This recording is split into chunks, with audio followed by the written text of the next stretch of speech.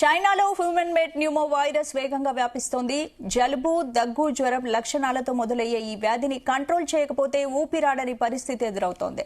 బాధితులతో చైనాలోని హాస్పిటల్స్ కిక్కిరిసిపోతున్నట్లు సమాచారం.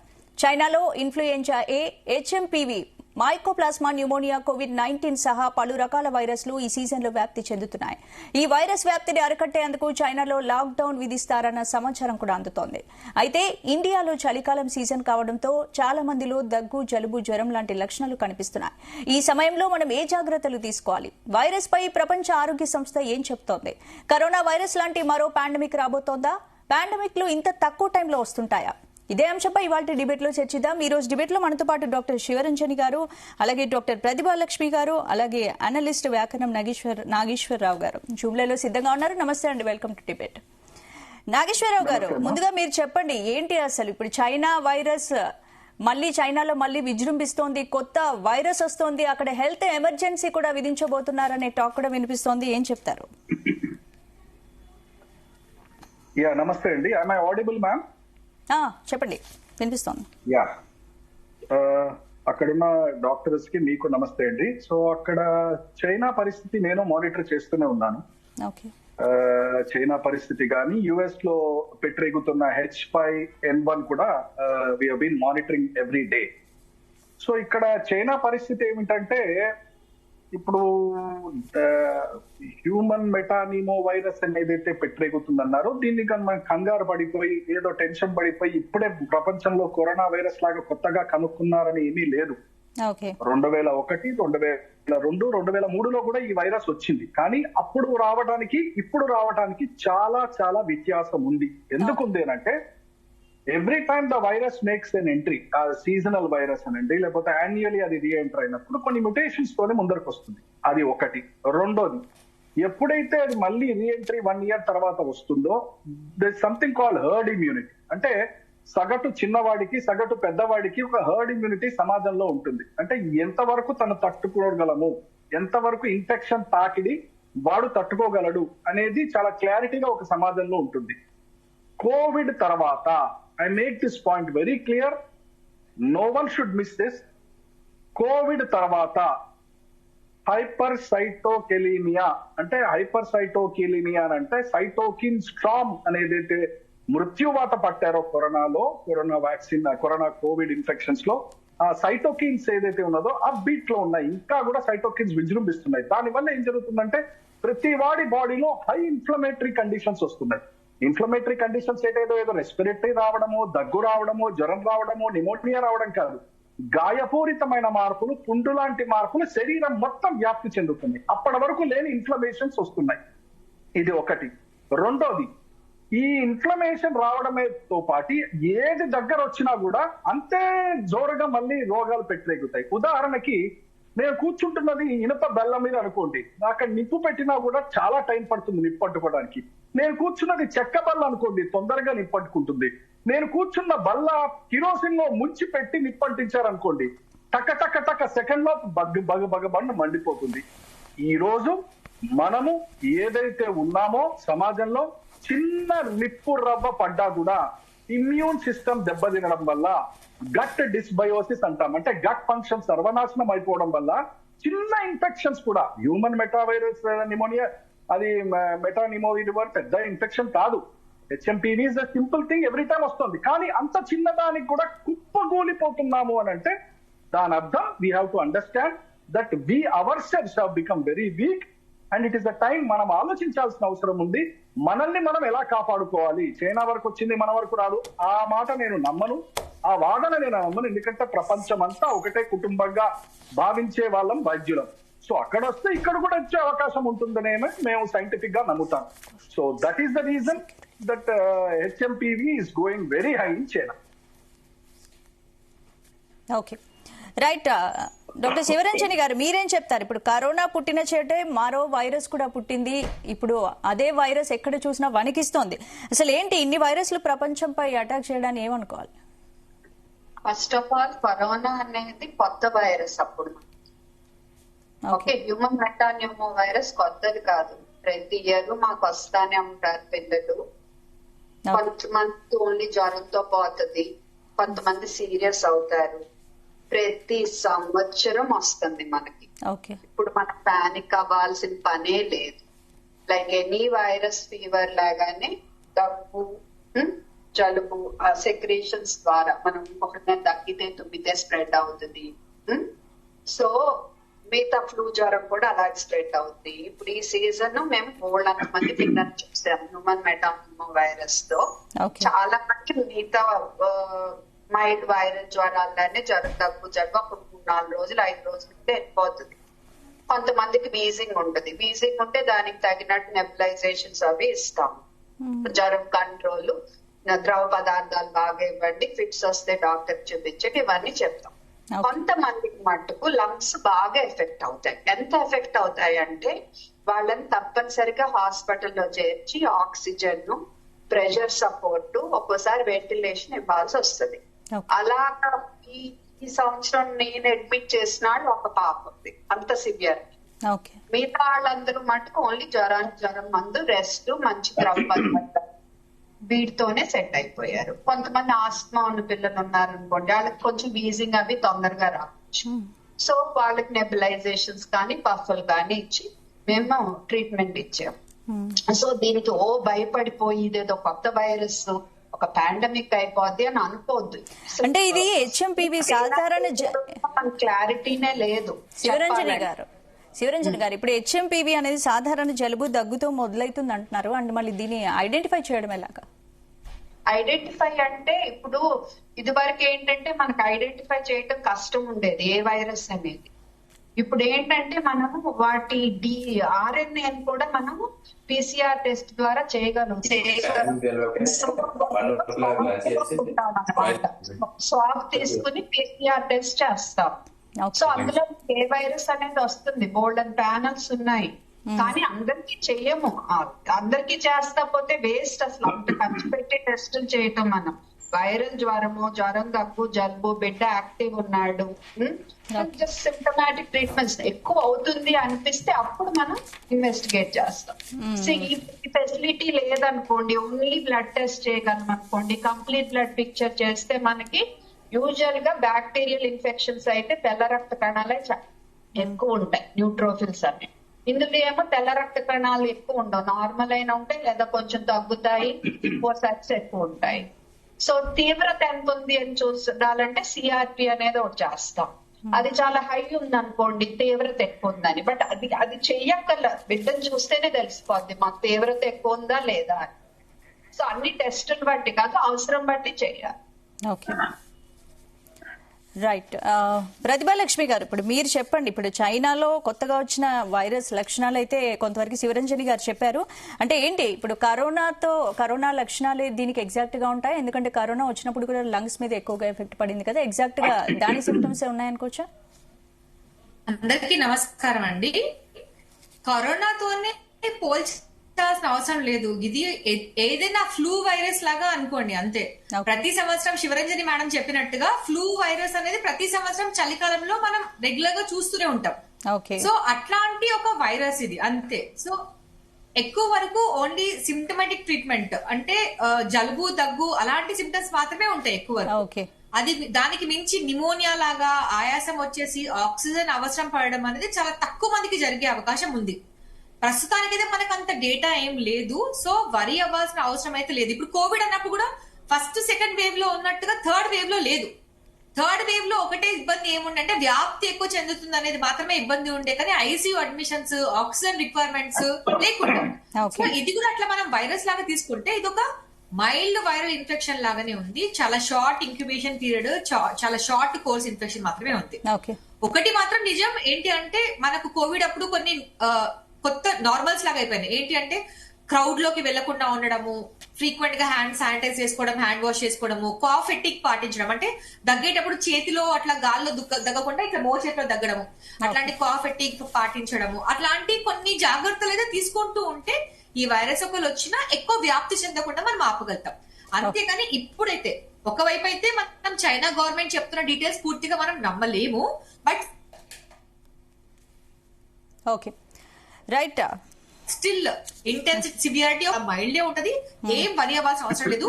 ముఖ్యంగా చిన్న పిల్లలు 10 సంవత్సరాల లోపు చిన్న పిల్లలు, లేకపోతే ఇమ్యూనో కాంప్రమైజ్ వాళ్ళు, అంటే దీర్ఘకాలిక జబ్బులతో ఉన్న వాళ్ళు, కిడ్నీ ఫెయిల్యూర్ లో ఉన్న వాళ్ళు, లేకపోతే ఏమైనా స్టీరాయిడ్స్ అట్లాంటివి వాడుతున్న వాళ్ళు, లేకపోతే లివర్ ట్రాన్స్ప్లాంట్, ఏదైనా కిడ్నీ ట్రాన్స్ప్లాంట్ అయిన వాళ్ళు, లేకపోతే 65 ఏళ్లకు పైబడిన వాళ్ళు, అలాంటి వాళ్ళు మాత్రం కొంచెం జాగ్రత్తగా ఉండడం బెటర్. ఎందుకంటే వాళ్ళకి కొంచెం ఇమ్యూనిటీ తక్కువ ఉంటది కాబట్టి చిన్న ఇన్ఫెక్షన్ అయినా కొంచెం తీవ్రంగా అయ్యే అవకాశం ఉంటది కాబట్టి. సో క్రౌడ్స్ లోకి వాళ్ళు వెళ్లకుండా ఉండడము, ఎవరైనా సిక్ ఉంటే గ్యాదరింగ్స్ లోకి వెళ్లకుండా అవాయిడ్ చేయడము, అలాంటివి మాత్రం చేస్తే చాలు. ఇప్పుడు దాన్ని ఇప్పుడు టెస్ట్ ఎట్లా చేయాలి, లేకపోతే దాని గురించి కంగారు పడే పానిక్ అయ్యేటువంటి సిచ్యువేషన్ అయితే ప్రస్తుతం లేదు అనే మనకు అనిపిస్తుంది. Okay, right. నాగేశ్వరరావు గారు, ఇప్పుడు చెప్పండి, ఏంటి అసలు చైనాలోనే ఈ వైరస్లు ఎందుకు పుడుతున్నాయి అనుకోవచ్చు? అసలు ఎందుకు వస్తున్నాయి చైనాలోనే ఈ వైరస్? ఇక్కడ శివరంజని డాక్టర్ గారు, తర్వాత డాక్టర్ లక్ష్మణ్ గారు మాట్లాడిన విషయాలు మన వ్యూవర్స్ కి కొద్ది క్లారిఫికేషన్ గా నేను చెప్తాను. ఏమిటనంటే, కోవిడ్ పెట్టరేగినప్పుడు ఐసీయూలో ఉన్నప్పుడు కొన్ని మార్కర్స్ మేము తీసాం. ఏమిటా మార్కర్స్? IL-6 చూసాము, సిఆర్పి అనే బ్లడ్ టెస్ట్ చూసాం. ఎందుకు చూసాము? IL-6 అనేది ఒకటి ఉందని, సిఆర్పి ఒకటి ఉన్నదని ఇన్నిసార్లు చెయ్యాలని మాకే తెలియదు. అప్పుడు మేము తొందరగా we started learning it and started adapting it. ఎందుకంటే ఇది ఇన్ఫ్లమేటరీ మార్కర్స్. నేను ఫస్ట్ ఓపెనింగ్ చెప్పినప్పుడే చెప్పాను, ఇన్ఫ్లమేషన్ అంటే అచ్చ తెలుగులో గాయపూరితమైన మార్పులు పెట్టరేగడం ఖాయం. అది ఎక్కడైతుంది? రక్తంలో అవుతుంది. ఎందుకు అవుతుంది? ఆ వైరస్ లోపలికి వెళ్ళిన తర్వాత వైరల్ టాక్సిమియా వల్ల, ఇన్ఫ్లమేషన్ అనేది ఇమ్యూన్ సిస్టమ్ ఫ్లేర్ అప్ వల్ల, ఇమ్యూన్ రెస్పాన్సెస్ వల్ల అవుతుంది.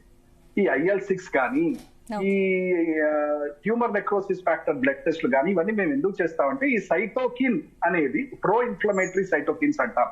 ఒక ఇమ్యునాలజిస్ట్ గా, ఒక పల్మనాలజిస్ట్ గా ఖచ్చితంగా ప్రజలకు చెప్పాల్సిన బాధ్యత ఉంది కాబట్టి చెప్తున్నాను. ఇది భయపడాల్సిన అవసరం లేదు, కానీ అశ్రద్ధ చెయ్యవద్దు. ఎందుకనంటే, తడి గుడ్డకి నిప్పట్టుకుంటే, అది కిరోసిన్ పోసిన గుడ్డకి నిప్పట్టుకుంటే బగబగ కాదు, పొడి గుడ్డకి నిప్పట్టుకుంటే ఒక సెకండ్ తక్కువ కాదు. ఆల్రెడీ కోవిడ్ లో మనకి ఇన్ఫ్లమేటరీ మార్కర్స్ విపరీతంగా అప్ బీట్ లో ఉన్నాయి. అంటే ఈ IL-6 కానీ, సిఆర్పి కానీ, ఇవన్నీ కూడా ఎక్కువగా ఉన్నాయి. అసలు ఏది ఎక్కువ ఉండాలి? మానవ శరీరంలో వైటమిన్ డి ఎక్కువగా ఉండాలి. అది ఎంతమందికి ఉంది? నేను 100 మందిని ఇమ్యూనాలజిస్ట్ గా, పల్మనాలజిస్ట్ గా 100 మంది పేషెంట్ డేటా తీసుకుంటే 70% మందికి జనాభాలో వైటమిన్ డి డెఫిషియన్సీ ఉంది. ఎందుకు వైటమిన్ డి డెఫిషియన్సీ చెప్తున్నాము? వ్యాధి నిరోధక శక్తికి vitamin D, vitamin C, vitamin B12 చాలా కీలకమైనది. ఒక చక్కటి పదం ఉంది, రోగి బలమా రోగ బలమా అని. అంటే వైరస్ అటాక్ చేసే దాని పవర్ చూడాలా, మనిషి ఉంటాడా కుప్పగూలుతాడా అని మనం చూసుకోవాలంటే, అది ఎటుపోతుందో మనకి తెలియదు కాబట్టి, అది చైనా వారి సరుకు కాబట్టి, అది ఎన్ని రోజులు ఉంటుందో, ఎట్లా దెబ్బ కొడుతుందో తెలియదు కాబట్టి, మన కోటని మనం కాపాడుకోవాల్సిన బాధ్యత మన మీద ఉన్నది. అందుకనే నేను గవర్నమెంట్ కి మీ ముఖాన నేను రిక్వెస్ట్ చేస్తున్నాను, mandatory vitamin D, vitamin C, vitamin B12, B complex, B6, B5 ఇవన్నీ కూడా మీరు చేయించండి. ప్రజల్ని వాళ్ళకి అవేర్ చేయండి. వాళ్ళ వైటమిన్ లెవెల్స్ ఎంత లోగా ఉన్నాయి. వైటమిన్ లెవెల్స్ లోగా ఉంటే ఇమ్యూన్ సిస్టమ్ దెబ్బతింటుంది. ఇమ్యూన్ సిస్టమ్ ఎప్పుడైతే దెబ్బతింటుందో, మీరు గేట్లు ఓపెన్ చేసినట్టే. చిన్న కట్టబెట్టి కొట్టినా కూడా మనిషి వీక్ గా ఉంటే పడిపోతాడు.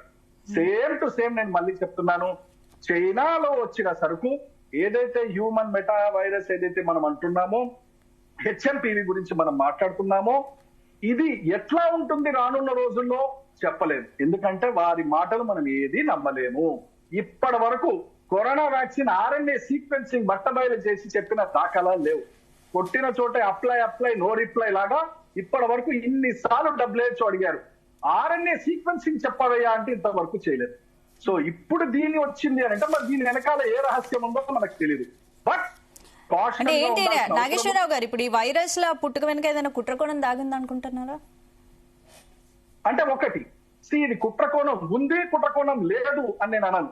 అలా అని చెప్పి దీన్ని లైట్ గా తీసుకోవాల్సిన అవసరం కూడా లేదు. ఒక జర్నలిస్ట్ గా, ఒక పల్మనాలజిస్ట్ గా, ఒక ఇమ్యూనాలజిస్ట్ గా డేగ కళ్ళతో దీన్ని చూడాల్సిన అవసరం ఉంటుంది. మొన్ననే నాకు ఈ ఇన్ఫర్మేషన్ వచ్చింది, లాక్డౌన్ లోకి వెళ్ళబోతోంది, ఎమర్జెన్సీ డిక్లేర్ చేసిపోతుందని ఒక నేషనల్ మీడియాలో నేను ఎంక్వైరీ చేస్తే ఇది ఫేక్ న్యూస్ అన్నారు. ఇది ఫేక్ న్యూస్ కదా అని చెప్పి నేను చైనాలో ఉన్న డాక్టర్స్ ట్విట్టర్ హ్యాండిల్స్ లో పోయి చూశాను. చూస్తే వాళ్ళు మాట్లాడట్లేదు, జాపనీస్ మాట్లాడుతున్నారు. Japanese doctors are telling, yes, this is growing high. Last కి WHO అడిగింది, అయ్యా చైనా చెప్పవయ్యా, సత్యం మాట్లాడవయ్యా, నువ్వు నిజంగా కేసులు పెరుగుతున్నాయా లేదా? అప్పుడు మెల్లగా పెళ్లి కూతురు పెదమ విరిచినట్టు చైనా చెప్పింది, అవునండి కేసులు పెరుగుతున్నాయండి. నేను ఒకటే అడుగుతున్నా, మీకు హ్యూమన్ మెటానీమో వైరస్ అనేది రెగ్యులర్ గా వస్తే ఎందుకు ఇంత కేసులు పెరుగుతున్నాయి? దాని ఎందుకు వెనక ఏముంది? అది రోగి బలమా, రోగ బలమా, ఇమ్యూన్ సిస్టమ్ డెఫిషియన్సీయా, లేదంటే మీరు దాంట్లో ఏమైనా కల్తీ చేశారా? ఏదేదైనప్పటికీ మనము డేగ కన్నుతోని దీన్ని అబ్జర్వ్ చేయాల్సిన అవసరం ఉంది. ముఖ్యంగా పాలకులు, అడ్మినిస్ట్రేటర్స్, ముఖ్యమంత్రి, ప్రధానమంత్రి దీని మీద మనసు పెట్టి దీన్ని ఆలోచించాల్సిన అవసరం ఉంది. లేదన్నట్టయితే ఆకులు కాలిన తర్వాత చేతులు పట్టుకున్న పరిస్థితి రాకుండా అబ్జర్వ్ చేస్తూ బీ వాచ్ఫుల్ అని మాత్రం నేను చెప్తాను. రైట్, శివరంజన్ గారు మీరు చెప్పండి. ఇప్పుడు గతంలో చైనాలో వచ్చిన కరోనాతో ప్రపంచమే అతలాకుతలం అయింది కదా, మళ్ళీ ఇప్పుడు ఇలాంటి వైరస్ తో అలాంటి పరిస్థితులు వచ్చే అవకాశం ఉందంటారా? అంటే నేనైతే పూర్తిగా ఇప్పుడు జరిగిన కాన్వర్సేషన్ తో పూర్తిగా ఏకీభవించలేను. ఎందుకంటే ఫస్ట్ ఆఫ్ ఆల్ చైనాలో పుట్టడం కాదు, ఎప్పటి నుంచో ఉంది. అండ్ గత 2 నెలల్లో ఇప్పుడు మన హైదరాబాద్ లోనే ఎంత ఘోరంగా ఉన్నాయి. మేమందరం ఓపీ 10 వరకు 9:30 వరకు విపరీతంగా ఉన్నాయి వైరల్స్, ఫ్లూ, మెటాన్యూమో. అలాగే వాళ్ళకి వింటారు, వాళ్ళకి ఎక్కువై ఉంటాయి. ఎగ్జాక్ట్ న్యూస్ బయటికి రావట్లా. బట్ ఇది మట్టుకు కొత్త వైరస్ చైనాలో పుట్టింది అనేది నేను ఒప్పుకోను. కానీ జాగ్రత్తలు తీసుకోవాలని చెప్పారు కదా నాగేశ్వరరావు గారు, ఆ విషయం నేను ఒప్పుకుంటాను. ఏంటంటే మనం ఏది లైట్ గా తీసుకోవద్దు, జాగ్రత్తలు. ఇప్పుడు ఇందాక డాక్టర్ గారు కూడా చెప్పారు. సో ఏమని చెప్పారు, మనము హ్యాండ్ హైజీన్, తర్వాత మెయిన్ నా సైడ్ నుంచి అయితే పీడియాట్రిషియన్ గా నేను చెప్పేది ఏంటంటే, మీ బిడ్డకు జ్వరము, దగ్గు, జలుబు ఉంటే, ఆర్ మీరు టీచర్స్ దగ్గు, జలుబు, జ్వరం ఉంటే ప్లీజ్ స్కూల్ కి పంపొద్దు, స్కూల్ కి వెళ్ళొద్దు. ఎందుకంటే మీకు లైట్ గా పోవచ్చు, బట్ అక్కడ ఇమ్యూనిటీ తక్కువ ఉన్న పిల్లలు ఉంటారు, ఆస్మా ఉన్న పిల్లలు ఉంటారు, కిడ్నీ జబ్బు ఉన్న పిల్లలు ఉంటారు, వాళ్ళకి అది సివియర్ అవ్వచ్చు. సో మీరు బాధ్యతాయుతంగా మీరు జ్వరాలు అయి ఉంటే మీ పిల్లల్ని మీ ఇంట్లో ఉంచండి. ఇది మెటాన్యూమో వైరస్ అనే కాదు, ఫ్లూ వైరస్ అయినా, హ్యూమన్ మెటాన్యూమో వైరస్ అయినా. మధ్య RSV చాలా ఉండింది, ఒక నెలన్నర క్రితం చాలా మంది అడ్మిట్ అయ్యారు. సో అలా మారుతూ ఉంటాయి. అండ్ గత 1 month నుంచి అయితే ఫ్లూ విపరీతంగా కొడుతుంది, ఫ్లూ వైరస్. సో ఇప్పుడు చైనాలో కూడా వాళ్ళు ఓన్లీ హ్యూమన్ మెటాన్యూమో అంటల్లా, హ్యూమన్ మెటాన్యూమో, ఫ్లూ వైరస్, ఇంకా వైరస్లు అన్ని ప్రబలిందని అంటున్నారు. సో అది మనం కూడా ఫేస్ అయ్యాము ఆ సిచ్యుయేషన్. ఇప్పుడు స్లో అవుతుంది. ఓకే, అంటే చైనాలో న్యూస్ చూస్తున్నాం కదా, ఇప్పుడు ఆల్రెడీ చాలా లక్షలలో కేసులు ఉన్నాయి. ఇప్పుడు నెక్స్ట్ జపాన్ కి కూడా అది కొంచెం స్ప్రెడ్ అయిందని కూడా మనము న్యూస్ లో వింటూ ఉన్నాం. కాబట్టి అంటే కొంత మీరు చెప్పినట్టు జాగ్రత్తగా ఉండాల్సిన అవసరం ఉన్నా కూడా అసలు ఈ వైరస్ గురించి కొంత అవేర్నెస్ కూడా తెలియాలి కదా, ఏంటి అసలు వైరస్? ఒక్క నిమిషం అండి, please give me small clarification ఇక్కడ, పర్మిషన్ అండి. ఇక్కడ I don't want to mix up words అండి, అంటే మన కన్ఫ్యూజన్ మెసేజ్ ఇవ్వకూడదు, చాలా క్లారిటీగా చెప్పాలి కాబట్టి చెప్తున్నా. హ్యూమన్ మెటానీమో వైరస్ అనేది చైనాలో పుట్టింది అని నేను ఎప్పుడు అనలేదు. దీని చరిత్ర 1950లో పుట్టింది. దీన్ని కనుక్కున్నది 2005లో, 2001లో, అప్పుడు వచ్చింది, 2002లో వచ్చింది, 2003లో వచ్చింది. తర్వాత దీన్ని స్టడీ చేస్తూ వచ్చారు. నేను ఒక్కటే చెప్పాను, కోవిడ్ విషయంలో ఏదైతే దోబుచ్చిలాట చైనా ఆడిందో మనం ఏది నమ్మలేము. వన్స్ బిటన్ ట్రైస్ అన్నట్టు మన జాగ్రత్తలో మనం ఉండాలి, అది నేను చెప్తున్నాను. ఓకే, రైట్, మీరు చెప్పండి ప్రతిభ గారు.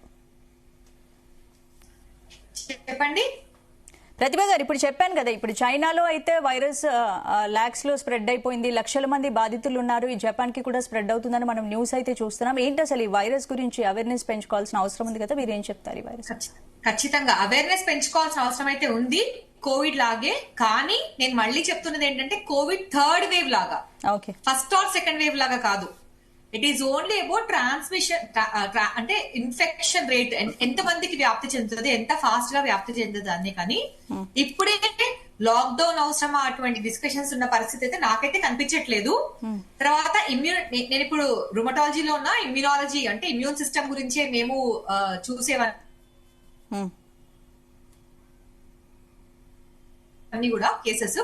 సో వెలిగించిన ఫైర్ ఎఫెక్ట్ ఇప్పుడు కూడా ఇంకా హీటింగ్ లో ఉంటుందా అని అవన్నీ కూడా మనం ఇప్పుడు చెప్పలేమండి. కోవిడ్ కూడా మనకు అప్పుడు కొత్తది కాదు, కానీ అప్పుడు వచ్చిన స్ట్రెయిన్, ఈ COVID-19 అనే స్ట్రెయిన్, ఆ మ్యూటేషన్ వల్ల మనకి అప్పుడు మనకు ఎఫెక్ట్ ఎక్కువైంది అంతే. సో ఇది కూడా మెటాన్యూమో వైరస్ లో ఒక స్ట్రెయిన్ అయి ఉండొచ్చు. అది డెఫినెట్ గా మనకు ఇంకా ఫర్దర్ గా స్టడీస్ తోని లేకపోతే దాని DNA RNA అనాలిసిస్ ని బట్టి మాత్రమే మనకు తెలియవచ్చు. కానీ ఇప్పుడైతే మనం చేయవలసింది ఏంటి అంటే ఖచ్చితంగా అవేర్నెస్ పెంచాలి. శివరంజని మేడం చెప్పినట్టు పిల్లల్ని అట్లా ఎవరైనా ఇన్ఫెక్ట్ అయితే గ్రూప్ గ్యాదరింగ్స్ లోకి వెళ్లకుండా అట్లాంటి ప్రికాషన్స్ మాత్రం తీసుకోవాలి.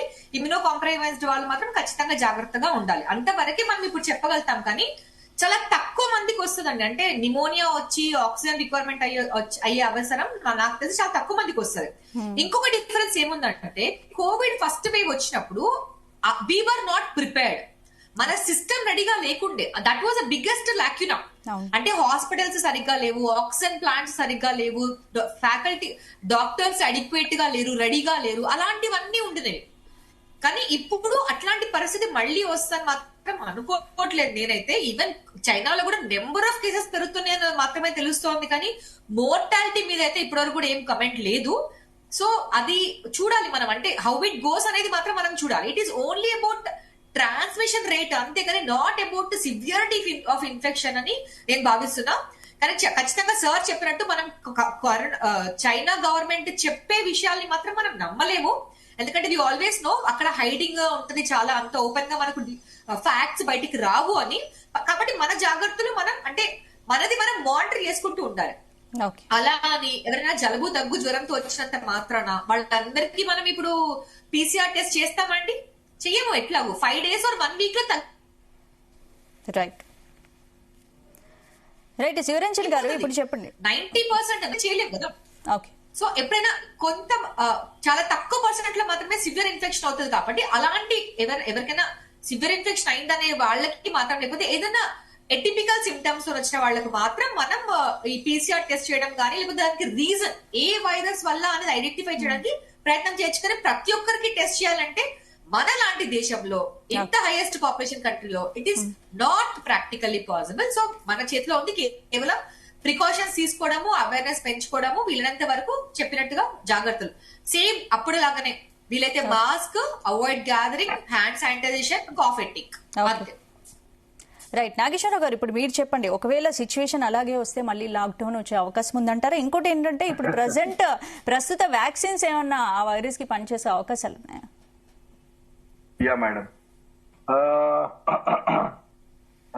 మనిషి యొక్క స్వేచ్ఛా జీవి అని ఫస్ట్ నేను నమ్ముతాను. నేను ఫస్ట్ డాక్టర్ గా పుట్టలేదు, అమ్మ కడుపున మనిషిలా పుట్టాను. కాబట్టి మనిషి ఎంత స్వేచ్ఛగా ఉంటే అంత హెల్దీగా ఉంటాడు, ఇమ్యూన్ సిస్టమ్ అంత చక్కగా ఉంటుంది. లాక్డౌన్ కి నేను I'm not personally in favour of a lockdown, but yes, మీరు అడిగిన దానికి సమాధానం చెప్పాల్సిన బాధ్యత నాకుంది కాబట్టి చెప్తున్నా.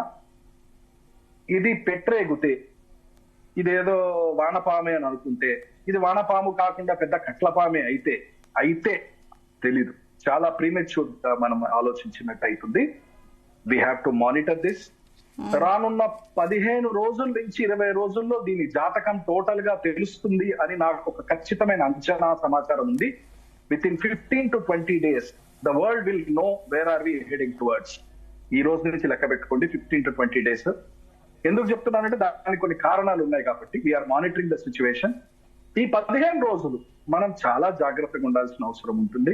జాగ్రత్త అంటే ఏం లేదు, అబ్జర్వేటివ్ గా ఉండాలి. ప్రతి డాక్టర్ అబ్జర్వేటివ్ గా ఉండాలి, ప్రతి తల్లిదండ్రులు అబ్జర్వేటివ్ గా ఉండాలి. శివరంజని గారు చక్క మాట చెప్పారు. ఏమిటా చక్కటి మాట? పిల్లలకి జ్వరాలు వస్తే, దగ్గులు వస్తే, తుమ్ములు వస్తే, విపరీతంగా ఒళ్ళు నొప్పులు ఉన్నా, ఏదన్నా ఇట్లాంటి సిమ్టమ్స్ ఉన్నా దయించి పిల్లల్ని స్కూల్కి పంపించండి. That's a very very matured suggestion.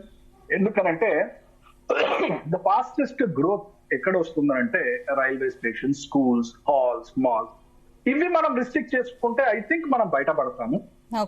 Lockdown వరకు పోవాల్సిన అవసరం ఉండదు అని నేను భావిస్తున్నాను. బట్ yes, మనం అశ్రద్ధ చేస్తే నిప్పురవ అగ్గిపుల్ల వరకే ఆపగలమా, లేదంటే ఇల్లంతా తగలబడుతుందా, అది ఇప్పుడే చెప్పలేము. వాడు కనుక అశ్రద్ధగా ఉంటే కొద్దిగా నిప్పు పెరుగుతుంది. సో yes, మనం బాధ్యతతో కూడిన పౌరులాగానే మనం ఆలోచిద్దాము. ఇది అంత దూరం పోతుందని నేను అనుకోవట్లేదు, కానీ వెయిట్ అండ్ వాచ్, అది మాత్రం చెప్తాను. రైట్. శివరంజన్ గారు, ఇప్పుడు మీరు చెప్పండి, ఇప్పుడు నార్మల్ గా పాపులేషన్ ఎక్కువ మన ఇండియాలో, సో మరి ఈ వైరస్ తో లాస్ట్ టైమే మనం ఎన్ని కేసులు చూసాం, ఎంత ఎఫెక్ట్ పడ్డాం అనేది చూస్తున్నాం. మరి ఏంటి, ఎలాంటి కేర్ తీసుకోవాలి, ఒకవేళ ఈ వైరస్ స్ప్రెడ్ అయితే ఏంటి సిచ్యువేషన్? ఏ వైరస్ అన్నప్పుడు ఫ్లూ బాగా ఉంది, సో దీన్ని హ్యూమన్ మెటానిమో వైరస్ టేక్ ఓవర్ చేసినాం. రూల్స్ ఏమీ మారవు, మంచి ఆహారం, ఓకే, గుడ్ సన్ అంటే మంచిగా బయట కొంచెం టైం స్పెండ్ చేయడం, ఇంట్లోకి ఎండ రావటం, మంచిగా ద్రవ పదార్థాలు తీసుకోవటం, మంచి ఆహారం చాలా ఇంపార్టెంట్, మంచి నిద్ర, ఇవి మనకి రోగ నిరోధక శక్తి పెంచుతాయి. ఓకే, ఇది ఇంపార్టెంట్. హాయిగా ఉండటం, హ్యాపీగా ఉండటం. 2 జాగ్రత్తలు. ఇప్పుడు నేను చెప్పినట్టు మనకు జ్వరాలు అది ఉంటే స్కూల్కి వెళ్ళకపోవటం, డాక్టర్ ప్రతిభా గారు చెప్పినట్టు మళ్ళా మనము ఈ మాస్క్ కల్చర్ అవసరం బట్టి మాస్క్ వేసుకోవటము, తర్వాత దగ్గిన తుమ్మిన చగ్గేలా దగ్గటము, చేతులు మనము ములుగు అవి తగిలితే చేతులు కడుక్కోవటము, సో ఇలాంటి జాగ్రత్తలు పాటించటము. అది హ్యూమన్ మెటాన్యూమో అనే కాదు, ఏ వైరస్ అయినా ఇలా దగ్గు జలుబు ద్వారా స్ప్రెడ్ అయ్యే ఏ వైరస్ కన్నా మనం ఈ జాగ్రత్తలు పాటించాలి. సో ఇవన్నీ చేసుకుని అందరూ బాధ్యతాయుతంగా ఉండాలి, ముఖ్యంగా అందరూ, ఎవ్రీ సిటిజన్. ఓకే, సో అప్పుడు ఆటోమేటిక్ గా ఇది మరీ ఎక్కువ అవ్వకుండా మనం ఆపగలుగుతాం. సార్ అన్నట్టు అది లాక్డౌన్ కి వెళ్తుందని నేను కూడా అనుకోవటం లేదు, బట్ ఆయన చెప్పినట్టు we should always be ready. మన బాధ్యతాయుతమైన పౌరులుగా మనం ఉండి, గవర్నమెంట్ మంచి ఎడ్యుకేషన్ ఇంపార్టెంట్. ఏ రాష్ట్రంలో అయినా వాళ్ళ లాంగ్వేజ్ లో వాళ్ళకి అర్థమయ్యేట్టు మంచిగా టీవీలోనూ అక్కడ భయపెట్టకూడదు. ఇలాగ దగ్గులు జలుబులు ఎక్కువ వచ్చే జ్వరాలు ఉన్నప్పుడు మీరు ఇలా ఉండాలి అనేది ఒక అవగాహన కల్పిస్తే ఆటోమేటిక్ గా హ్యూమన్ మెటాన్యూమో ఏ వైరస్ అయినా మనం మరీ వ్యాప్తి చెందకుండా ఆపుతాం. రైట్. ప్రతిభ గారు, మీరు చెప్పండి, ఇప్పుడు నార్మల్ గా ఈ వైరస్, ముఖ్యంగా ఈ చైనాలో వచ్చిన కొత్త వైరస్ కి సంబంధించి ఎక్కువగా వృద్ధులపైన, చిన్నపిల్లలపైన అటాక్ చేస్తుంది, వాళ్ళు ఎక్కువగా సఫర్ అవుతున్నారు, అలాంటి కేసెస్ ఎక్కువగా వస్తున్నాయని వింటూ ఉన్నాం, మరి ఏం చెప్తారు? చైనాలో వచ్చిన కొత్త వైరస్ అనకండి దాని, ఫస్ట్ అది చైనాలో రాలేదు, కొత్త వైరస్ కాదు. సో చైనాలో వ్యాప్తి చెందుతోంది, మేబీ బికాస్ చైనాలో పాపులేషన్ ఎక్కువ, ఓకే, సో అక్కడ హైజీన్ తక్కువ, పాపులేషన్ ఎక్కువ, అలాంటి రీజన్స్ ఏమైనా ఉండుండొచ్చు. ఎందుకంటే అది కూడా నదర్న్ చైనాలో. మీ వాయిస్ బ్రేక్ అవుతుందండి ప్రతిభ గారు. ఎప్పుడైనా ఏమైనా ఎక్కువ వచ్చింది కాదు, మన దేశంలో ఇంకా రాలేదు, వచ్చే అవకాశాలు ఉన్నాయి, ఆల్రెడీ వచ్చి ఉండొచ్చు కూడా, వస్తుంది వెళ్తుంది అంతే. మన దేశం, మన జనాభాలో ఇమ్యూనిటీ చాలా ఎక్కువ, జనరల్ గా మనకు హైజీన్ తక్కువ కాబట్టి ఇమ్యూనిటీ ఎక్కువ. అంటే టెన్షన్ పడద్దు, లైట్ తీసుకోవాల్సిన అవసరం ఉందా దీన్ని? లైట్ వద్దు, ఓవర్ రియాక్ట్ అవ్వద్దు, చక్కగా జస్ట్ స్టేబుల్ గా ఉంటాం అంతే. ప్రస్తుతానికి ఎక్కువ రియాక్ట్ అవ్వాల్సిన అవసరం లేదు, మనం ఒక పానిక్ సిచ్యువేషన్ ని క్రియేట్ చేయాల్సిన అవసరం లేదు. కంపల్సరీ అవేర్నెస్ అయితే క్రియేట్ చేద్దాం. అవేర్నెస్ ఇప్పుడు కాదు, ఎప్పుడు క్రియేట్ చేస్తూనే ఉండాలి. హెల్త్ పట్ల అవేర్నెస్ అనేది ఎప్పుడు, అంటే హెల్దీ హ్యాబిట్స్, మేడం చెప్పినట్టుగా ఇమ్యూనిటీ పెంచుకోవడం అంటే ఏంటి, రాత్రి మామూలుగా ప్రతిభ గారు వింటర్ సీజన్ లోనే ఫ్లూ వచ్చినప్పుడే జలుబు దగ్గు ఇన్ని కేసులు మనం చూస్తూ ఉన్నాం కాబట్టి, ఇలాంటి వైరస్ లో ఇంతకు ముందు మనం సఫర్ అయిపోయాం కాబట్టి, మరి ఇలాంటిది వచ్చినా రాకున్నా కూడా అవేర్నెస్ అయితే పెరగాలి, కేర్ఫుల్ గా అయితే ఉండాలి. డెఫినెట్ గా అవేర్నెస్ కంపల్సరీ పెరగాలి.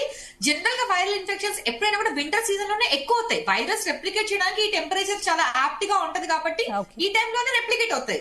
కానీ వైరస్ ఆయుష్ ఎంత అండి, ఒక వైరస్ 1 week to 10 days లోపు అదే చచ్చిపోతుంది, మనం ఏం చేయాల్సిన అవసరం లేదు. ఆ లోపు మన ఇమ్యూనిటీ దాన్ని హ్యాండిల్ చేసేలాగా ఉండాలి అంతే. దానికి తగ్గట్టుగా మనం ఓన్లీ సిమ్టమాటిక్ ట్రీట్మెంట్ మాత్రమే ఇవ్వగలుగుతాం అంతే. అంతేగాని అంటే ఇమ్యూనిటీని పెంచుకోవడం కోసం ఏం చేయాలనే అవగాహన మనం ఎప్పుడూ కలిగిస్తూనే ఉండాలి. ఇమ్యూనిటీ పెంచుకోవాలంటే రాత్రి నానబెట్టిన పెరగడం పొద్దున్న తినడం కాదు. ఇమ్యూనిటీ పెంచుకోవడం అనేది ఎక్కువ వరకు జెనెటిక్ గా ఉంటది.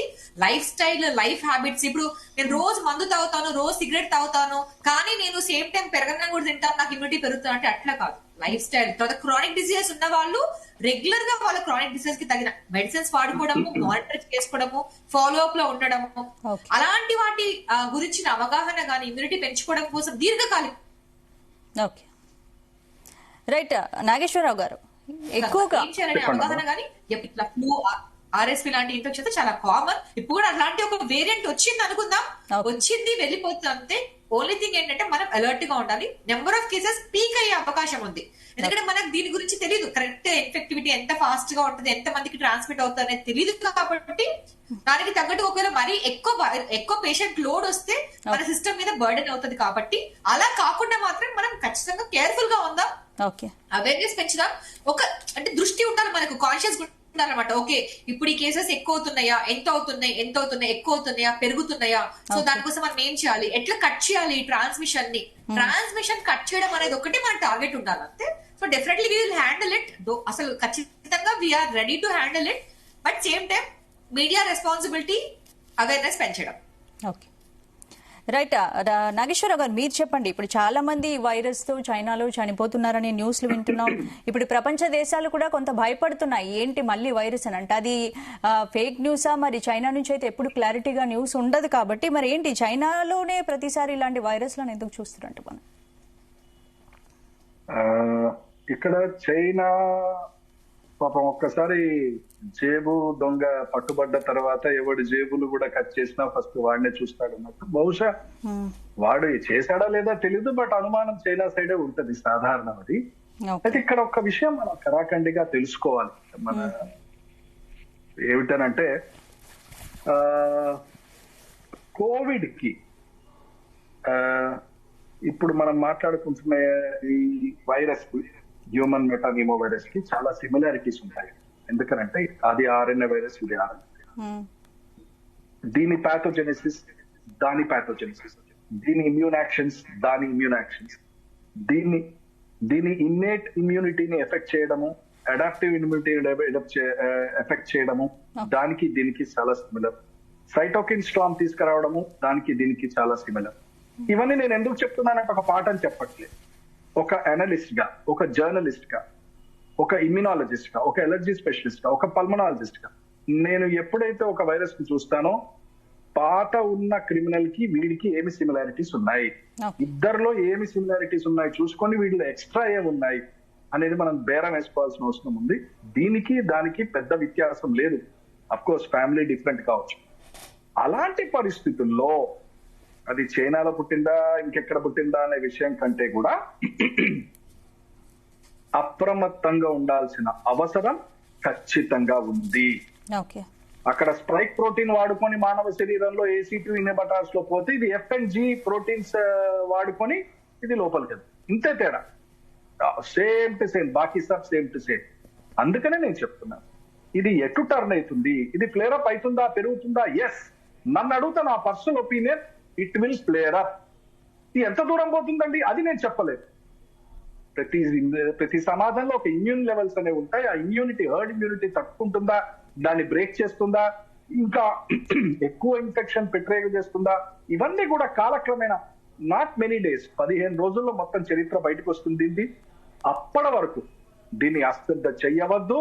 ముఖ్యంగా, మరీ ముఖ్యంగా తల్లిదండ్రులు, స్కూల్లో మాస్టర్లు, గవర్నమెంట్ వాళ్ళు ఎంతసేపు పొలిటికల్ ఇష్యూసే కాకుండా కొద్దిగా ఆరోగ్యం మీద ఒక స్పెషల్ కమిటీ పెట్టి ఇది ఏం జరుగుతోంది, ఇది ఎటుపోతోంది, దీని మానిటరింగ్ కమిటీ అనేది ఒకటి వేసి ప్రత్యేకమైన విజిలెన్స్ లాగా దీని మీద పెట్టుకుంటే అప్రమత్తమై మొత్తం తగలబడ్డ తర్వాత ఫైర్ ఇంజన్ కి ఫోన్ చేయమంటావా అనే పరిస్థితి రాకుండా మనం కాపాడుకోవచ్చు మన ప్రజల్ని, మన సమాజాన్ని.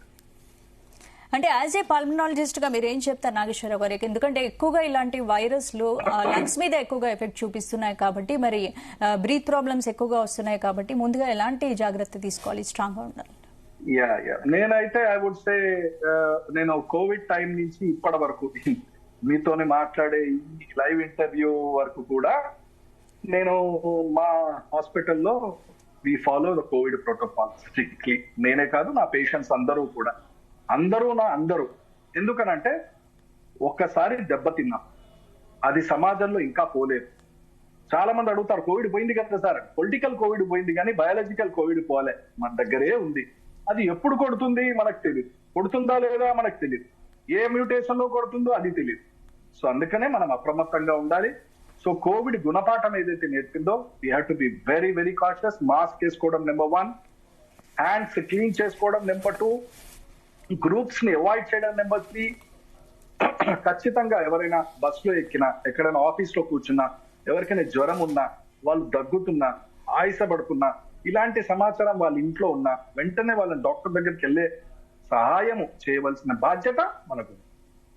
Okay, right. శివరంజన్ గారు మీరు చెప్పండి. ఇప్పుడు ముఖ్యంగా ఇప్పుడు రాకుండా అయితే అవేర్నెస్ పెంచుకోవాలి, ఎలా ఉండాలని చెప్పండి. అందరికి రాకుండా ఉండాలి అంటే ఆల్రెడీ డాక్టర్ ప్రతిభా గారు, నాగేశ్వరరావు గారు, నేను చెప్పాము ఏం జాగ్రత్తలు తీసుకోవాలి, రోగ నిరోధక శక్తి ఇంప్రూవ్ చేయాలి, సో ఫైనల్ గా ఈ వైరస్ గురించి ఏం చెప్పదలుచుకున్నారు శివరంజన్? అడిగారు. దీనికి వ్యాక్సిన్ లేదు. ఓకే. రెండవది, మందు ఉందా? లేదు. ఇప్పుడు చాలా బ్యాక్టీరియాకి మనకి యాంటీబయాటిక్స్ ఉన్నాయి. ఫ్లూ వైరస్ కి మనకి ఒసెల్టామివిర్ అనే వైరస్ కిల్ చేసే మందు ఉంది. అలా హ్యూమన్ మెటాన్యూమో వైరస్ కి లేదు. కానీ ఏం జరగబోతుందంటే, ఒకవేళ కనుక ఇది ఎక్కువ ఉందనుకో, మా నాన్న మెడికల్ షాప్ కి వెళ్ళి యాంటీబయాటిక్ లాగా ఇవి కోవిడ్ అప్పుడు ఇలాగే వేసుకున్నారు. దాని వల్ల ఆ యాంటీబయాటిక్ యాక్చువల్ గా అవసరమైనప్పుడు పని చేయకుండా పోయే ప్రమాదం కూడా ఉంటుంది. 2025-2050 మధ్య 4 కోట్ల జనాభా చనిపోతారంట ప్రపంచంలో యాంటీబయాటిక్స్ పని చేయకపోవటం వల్ల. సో ఇలాంటి ఏమన్నా వైరస్ వచ్చినా ఎవరు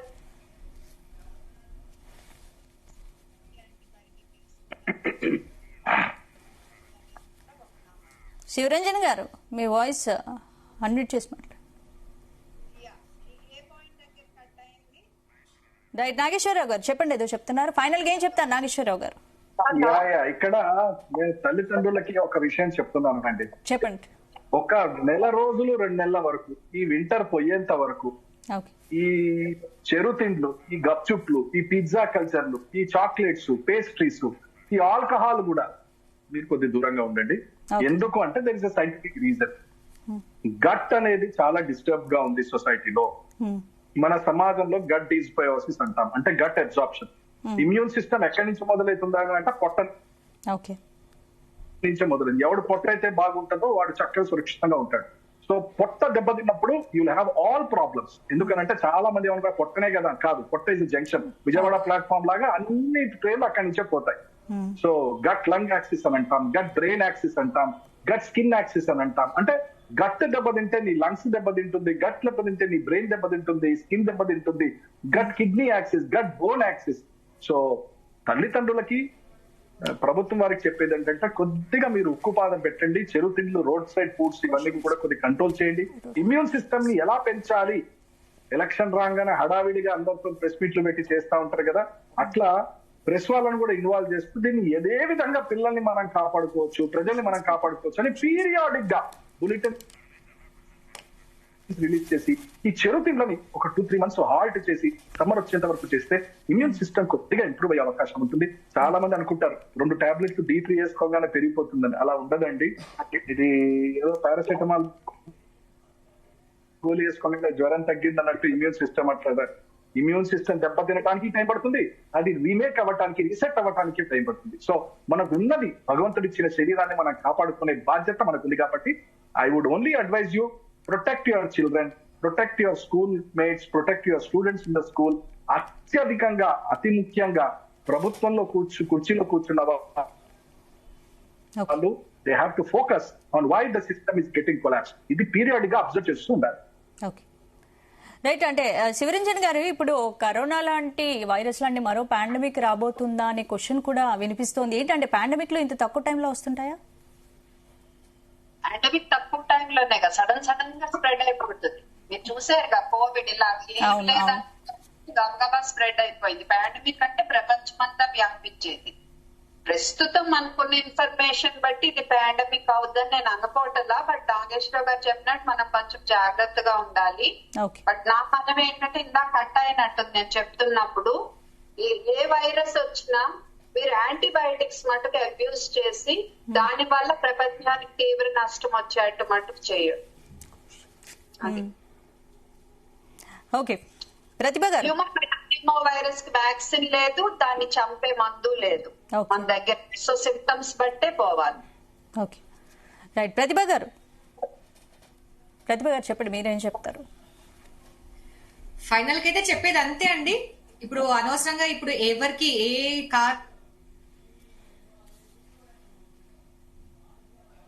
సాధారణంగా ఏ సిమ్టమ్స్ వచ్చినా మళ్ళీ డాక్టర్స్ మీద ప్రెషర్ పెట్టేసి వాళ్లకు ఇంకా అవసరం ఉన్నా లేకపోయినా, అంటే ఇప్పుడు సైటోకైన్ స్టామ్ అని టోసిలిజుమాబ్ ఇంజెక్షన్స్ ఇస్తామని అలాంటి కంగారు డాక్టర్స్ పడకూడదు, ప్రజలకు పడకూడదు. సో ప్రజలు ఫస్ట్ ట్రాన్స్మిట్ వాళ్ళకి రాకుండా ఉండడానికి ఏం జాగ్రత్తలు తీసుకోవచ్చు, వచ్చినప్పుడు వ్యాప్తి చెందకుండా ఉండడానికి ఏం జాగ్రత్తలు తీసుకోవచ్చు, అంతవరకే మనం ఆలోచించాలి. ముఖ్యంగా రోగ నిరోధక శక్తి తక్కువ ఉన్న దీర్ఘకాలిక జబ్బులు ఉన్న వాళ్ళు మాత్రం 100% వాళ్ళకి రాకుండా ఉండడానికి ఏం చేయాలి అనేది మాత్రమే ఆలోచించాలి.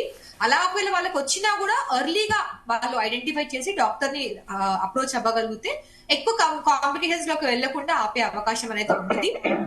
మళ్ళీ మనం ఏ రకంగా కూడా అటు మెడికల్ ఫ్యాకల్టీ మీద కానీ లేకపోతే మన ఫైనాన్సెస్ మీద కానీ గవర్నమెంట్ మీద కానీ బర్డెన్ పడకుండా ఉండాలి అంటే వ్యాప్తిని నివారించే ప్రయత్నం చేయాలి.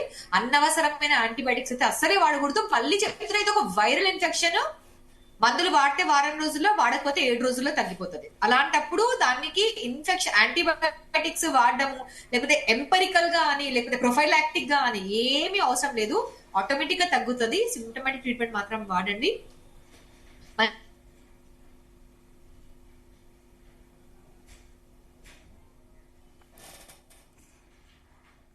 ఓకే, ప్రతిభ గారు వాయిస్ స్ట్రక్ అయింది. నాగేశ్వరరావు గారు ఇప్పుడు మీరు చెప్పండి, ఇలాంటి వైరస్ అప్పుడు మాత్రమే మనం దీని వ్యాప్తిని ఆపగలుగుతాం. Okay right. నాగేశ్వరరావు గారు ఇప్పుడు ఇలాంటి వైరస్ లో ఎంటర్ అయ్యాయి అని మనం ఎలా ఐడెంటిఫై చేయాలి, దీనికి ఎలాంటి టెస్టులు చేస్తారో ఎలా క్లారిఫై వస్తుంది మనకి?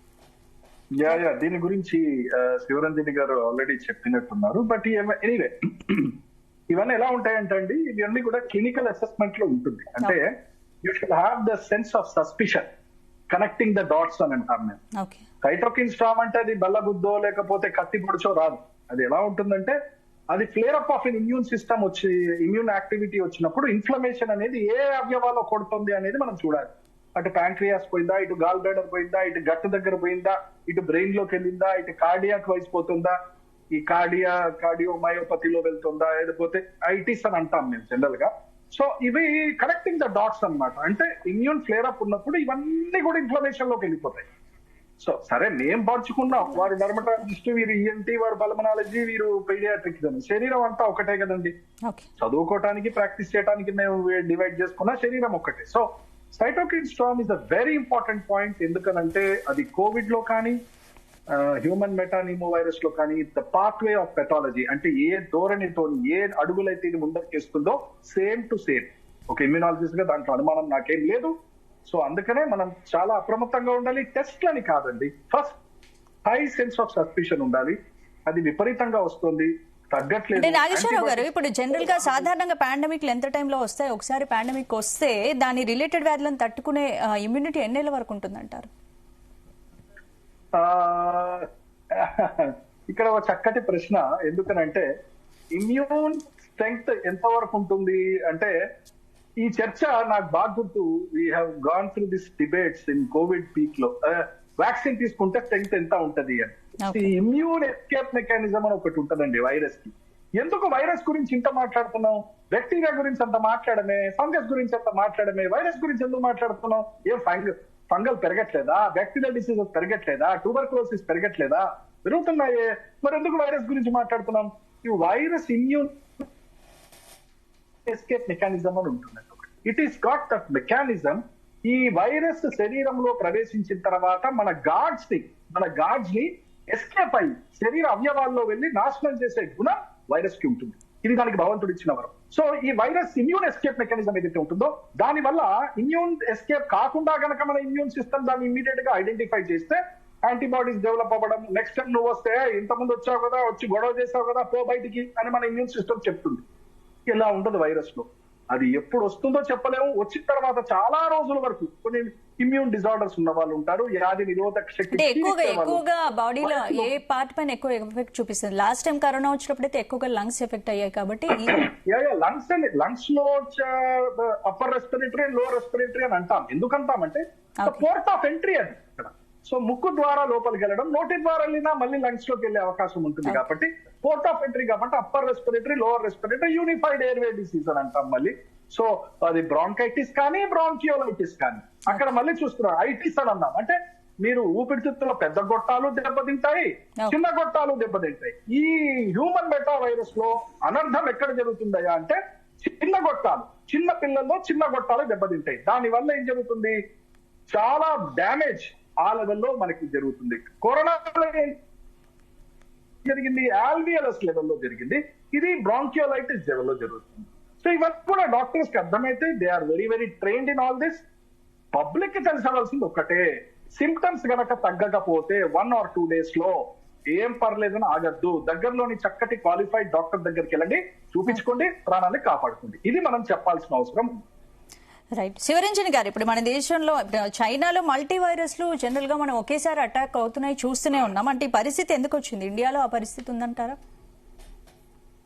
చెప్తున్నా కదండి, మేము లాస్ట్ 2 months లో బిగినింగ్ లో ఫ్లూ, ఆర్ఎస్వి, కొంచెం హ్యూమన్ మెటాన్యూమో, ఇప్పుడు గత 2 వారాలు అయితే పిచ్చిగా వచ్చింది ఫ్లూస్. అంటే నేను చెప్పేది వీటి గురించే. మధ్యలో హ్యాండ్, ఫుట్ అండ్ మౌత్ అనేది 10 రోజులు ఎక్కువ రోజులు వచ్చేసింది. తర్వాత ఇప్పుడు కొంచెం బ్యాలెన్స్ అవుతుంది. సో ఈ వైరస్లనే వింటర్ లో ఎక్కువ రావటము ప్రతి దేశంలోనూ జరుగుతాయి.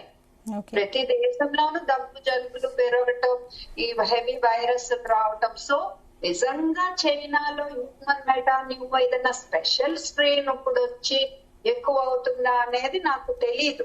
నేను న్యూస్ పేపర్ బట్టే పోవాలి.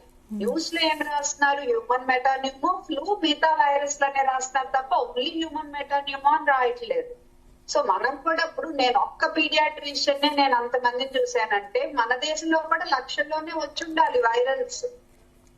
సో కాకపోతే మన అప్రమత్తంగా ఉంటాం, అవగాహన కల్పించటం. ఇలాంటి వైరస్లు ఎప్పటికప్పుడు వస్తా ఉంటాయి, ఒక్కోసారి ఎక్కువ వస్తాయి. సో మనం ఎప్పుడు జాగ్రత్తగా ఉండాలి, పారానాయిడ్ గా ఉండొద్దు, భయపడిపోతా ఉండొద్దు, కానీ జాగ్రత్తగా అప్రమత్తంగా మంచి అవగాహనతో ఉంటా, మంచిగా మన ఆరోగ్యాన్ని కాపాడుకుంటా మనం ఉందాము. యాంటీబయాటిక్స్ అవి పిచ్చిగా తీసుకోవద్దు, డాక్టర్ కరెక్ట్ గా సంప్రదించండి. అండ్ దీనికి వ్యాక్సిన్ లేదు, డైరెక్ట్ గా దీన్ని కిల్ చేసే మందు లేదనేది క్లారిటీ ఉండాలి. రైట్. ప్రతిభ గారు, ఇప్పుడు లాస్ట్ టైం, ఇప్పుడు కరోనా తర్వాత చాలా రకాల వైరస్లు వస్తున్నాయి కదా, ఈ మధ్య ఈ కాలంలో అనేక మంది వైరస్ ఇన్ఫెక్షన్ తో చాలా బాధపడుతున్నారు. అంటే లాస్ట్ టైం మనం కరోనా వచ్చిన తర్వాత చాలా మంది ఇమ్యూనిటీ పవర్ తగ్గింది, ఈవెన్ బూస్టర్ డోస్ అలాంటి వ్యాక్సినేషన్స్ తీసుకున్నా కూడా వాళ్ళ లోపల సైడ్ ఎఫెక్ట్స్ వచ్చాయనే టాక్ కూడా వినిపించింది. ఏంటి అంటే దానివల్ల వైరస్ ఒకసారి అటాక్ అయ్యాక సైడ్ ఎఫెక్ట్స్ వస్తూ ఉంటాయా ఇలాగా? ఇందాక మీరు మాట్లాడిన దాంట్లో మళ్ళీ ఒక కరెక్షన్ అండి. పాండమిక్స్ ఇంత తరచూ వస్తాయా? ఓకే అని మీరు అనలేరు ఇప్పుడే, ఎందుకంటే ఇంత ఫ్రీక్వెంట్ గా వస్తాయి అనే స్టేట్మెంట్ మనం ఇప్పుడే చేయలేము. అది పాండమిక్ అని ఇంకా మనకు ఖచ్చితంగా తెలియదు. ఎంత వ్యాప్తి చెందింది, ఎంత వరకు స్ప్రెడ్ అయింది, ఎన్ని కంట్రీస్ లో స్ప్రెడ్ అయింది, అంత డీటెయిల్స్ అయితే తెలియదు. సో ఇప్పుడే మనం పాండమిక్ అని దాన్ని లేబుల్ చేయొద్దు. వస్తాయి పాండమిక్స్, ఒకటి తర్వాత ఒకటి వస్తూనే ఉంటాయి. మనం పాండమిక్స్ హిస్టరీ చూస్తే ఫస్ట్ ఎప్పుడో స్మాల్ పాక్స్ అంతకన్నా ముందు నుండి కూడా పాండమిక్స్ వస్తూనే ఉంటాయి. కానీ ఎంత సివియర్ గా వస్తుంది, ఎంత మంది ఎఫెక్ట్ అవుతారు ఒక వైరస్ తోనే, లేకపోతే ఒక పాండమిక్ లో ఎంత మంది ఇన్వాల్వ్ అవుతారు అనే దాంట్లోనే డిఫరెన్స్ వస్తుంది. కొన్నిసార్లు ఇప్పుడు ఎబోలా వైరస్ చాలా తక్కువ నెంబర్, ఓవరాల్ నెంబర్ చాలా తక్కువ, ఎందుకంటే ఇన్ఫెక్టివిటీ తక్కువ ఉండింది కాబట్టి. సార్స్ ఇవి కొంచెం ఎక్కువ, అట్లా depends on the infectivity and number అంతే. అదొకటి. నెక్స్ట్ థింగ్ ఏంటి అని అంటే, ఇప్పుడు మీరు ఏమడిగారు, చైనాలో ఇప్పుడు ఈ వ్యాక్సినేషన్స్ వచ్చిన తర్వాత వ్యాక్సిన్ వల్ల కాంప్లికేషన్ అని చెప్పే పరిస్థితుల్లో మనం లేవండి. ఎందుకు అంటే వ్యాక్సిన్ తీసుకోకపోయి ఉంటే ఎలా ఉండేది అనేది మనం ఇప్పుడు చెప్పలేం. We can't talk about the path not taken. తీసుకున్న ఇప్పుడు ఎట్లా అంటే మా దగ్గరికి వస్తుంటారు పేషెంట్స్, అసలు ఏ సిమ్టమ్ అయినా సరే వ్యాక్సిన్ తీసుకున్నాకనే స్టార్ట్ అయిందమ్మా అంటారు. వ్యాక్సిన్ తీసుకుని ఎన్నేళ్ళు అవుతుంది అంటే 5 ఏళ్ళు అవుతుంది, నొప్పులు స్టార్ట్ అయితే ఎన్నేళ్ళు అవుతుంది అంటే సంవత్సరం అవుతుంది. అయినా సరే ప్రతి దానికి కారణం వ్యాక్సిన్. సో అది మనం దాని వల్లనే ఇట్లా వ్యాక్సిన్ వల్ల సైడ్ ఎఫెక్ట్స్ అని అనుకుంటున్నాను, కానీ వైరస్ వల్ల సైడ్ ఎఫెక్ట్ కాంప్లికేషన్స్ అని కూడా అనుకోవచ్చు కదా. ఇప్పుడు ఆల్మోస్ట్ ప్రతి ఒక్కరికి అప్పుడు కోవిడ్ వైరస్ వచ్చింది, ఆ వైరస్ వల్ల కూడా కోయాగ్లోపతిలు కాంప్లికేషన్స్ వచ్చాయి. సో ఏదైతే కాంప్లికేషన్స్ మనం అనుకుంటున్నామో అది వైరస్ వల్ల, వ్యాక్సిన్ వల్ల, అవన్నీ మనం ఏం చెప్పలేము. అనవసరంగా వ్యాక్సిన్ పట్ల మనం సమాజంలో ఒక నెగటివ్ ఇంప్రెషన్ ని క్రియేట్ చేయడం అయితే నా ఉద్దేశంలో 100% తప్పు. ఇప్పుడున్న స్టేజ్ లో దీనికి అసలు వ్యాక్సిన్ అవసరం అనేది మేము అనుకోవట్లేదు ప్రస్తుతానికి అయితే. సో ఫ్యూచర్ లో ఒకవేళ ఇట్లనే సేమ్ అప్పుడు కూడా అంతే ట్రాన్స్మిషన్ ని కంట్రోల్ చేయాలి అని అనుకున్నప్పుడు మనకు హర్డ్ ఇమ్యూనిటీ డెవలప్ చేయడం కోసం వ్యాక్సిన్ యొక్క ఇంపార్టెన్స్ అనేది రైట్. సో వ్యాక్సిన్ వల్ల కాంప్లికేషన్స్ వస్తే రావు. వ్యాక్సిన్ ప్రస్తుతానికి వ్యాక్సిన్ అవసరం కూడా ఉందా అనేది క్వశ్చన్ మార్క్. ఇది అసలు పాండమిక్ అవుతుందా అనేది కూడా క్వశ్చన్ మార్క్. మన బాధ్యత ఓన్లీ అవేర్నెస్ క్రియేట్ చేయడము, అప్రమత్తంగా ఉండడము అంతవరకే. కానీ అన్నెసెసరీ పానిక్ సిచ్యువేషన్ అయితే నో. వ్యాక్సిన్స్ ఒకవేళ అవసరం అయితే తయారవుతే, ఒకవేళ అవి మనుగడలోకి వస్తే ఖచ్చితంగా తీసుకోమని మనం ఎంకరేజ్ చేయాలి. ప్రస్తుతానికి అయితే అట్లాంటి రిక్వైర్మెంట్ అయితే ఏం కనిపించట్లేదు. సేమ్ టైం ఇంకొకటి కూడా మనం ఖచ్చితంగా ప్రజలకు అవగాహన కలిగించాలండి. లైక్ ఎవ్రీ ఇయర్ మనం ఏవైతే తీసుకోమని చెప్తామో వ్యాక్సిన్స్, లైక్ ఫ్లూ వ్యాక్సిన్ అలాంటివి కంపల్సరీ తీసుకోండి. ఎందుకంటే దేని వల్ల అయినా సరే మనం ఇన్ఫెక్షన్ ని, ఇప్పుడు ఆ వ్యాక్సిన్ ఈ వైరస్ జనరల్ గా మీరు చెప్పినట్టు ఫ్లూ వ్యాక్సిన్స్ తీసుకుంటే అది ఎంతవరకు ఏమన్నా ప్రొటెక్ట్ చేసే అవకాశం ఉంది అంటారు? దీని నుండి ప్రొటెక్ట్ చేయలేకపోవచ్చు, కానీ ఫ్లూ నుండి అయితే ప్రొటెక్ట్ చేస్తారు కదా. ఓకే. ఫ్లూ వల్ల కూడా వాళ్ళు నిమోనియాలు వచ్చేసి హాస్పిటల్ అడ్మిషన్స్ అయ్యే అవకాశం ఉంటది కదా. సో దాని నుండి ప్రొటెక్ట్ చేస్తారు కదా. ఓవరాల్ గా మనకు డిసీజ్ బర్డెన్ అనేది తగ్గుతుంది కదా. ఓవరాల్ గా పేషెంట్స్ నెంబర్ ఆఫ్ పేషెంట్స్ తగ్గుతాయి కదా. సో వ్యాక్సిన్స్ ఎప్పుడు కూడా, ఇప్పుడు నిమోకాకల్ వ్యాక్సిన్ కానీ లేకపోతే ఫ్లూ వ్యాక్సిన్ అయితే ప్రతి ఇయర్, లేకపోతే హై రిస్క్ పేషెంట్స్ కి వేరే వ్యాక్సిన్స్ కూడా యాజ్ రిక్వైర్డ్ ఖచ్చితంగా తీసుకోమని ఎంకరేజ్ చేయాలి. కానీ క్రాస్ ప్రొటెక్షన్, క్రాస్ యాక్టివిటీ ఎంతవరకు మనకు ఆ వ్యాక్సిన్ పనిచేస్తారైతే నాకు తెలిసి ఇది డిఫరెంట్ గ్రూప్ ఆఫ్ వైరస్ కాబట్టి పని చేయకపోవచ్చేమో, కానీ బట్ స్టిల్ ఆ వైరస్ నుండి అయితే ప్రొటెక్ట్ చేస్తుంది కాబట్టి మనం వ్యాక్సిన్స్ అంటే పర్టికులర్లీ ఇమ్యూనో కాంప్రమైజ్ వాళ్ళైతే. ఫైనల్ ఇమ్యూన్ సిస్టమ్ పెరగాలంటే ఏం చేయాలి? ఇమ్యూన్ సిస్టమ్ పెరగాలి అని అంటే మేజర్ రోల్ అయితే జెనెటిక్స్ ఉంటదంటే. నెక్స్ట్ థింగ్ మన ఇమ్యూనిటీ ఎక్కువ ఉండాలంటే మన లైఫ్ స్టైల్ హెల్దీగా ఉండాలి. లైఫ్ స్టైల్ అంటే ఏంటి? హెల్తీ ఫుడ్, సార్ అన్నట్టు గట్ మైక్రోబయోటా అని హెల్దీగా ఉంచడం అనమాట. గట్ డిస్బయోసిస్ అంటారు. అంటే కడుపులో అన్హెల్దీ బ్యాక్టీరియా వల్ల మన బాడీ తినాలి, మంచి హెల్దీ ఫుడ్ తినాలి. అంటే కర్డ్ అట్లాంటివి కూడా ఎక్కువ తీసుకునేలాగా ఉండాలి. తర్వాత ఫ్రూట్స్, వెజిటబుల్స్ అవి కూడా ఎడిక్వేట్ గా తీసుకోవాలి. జంక్ ఫుడ్ అవాయిడ్ చేయాలి.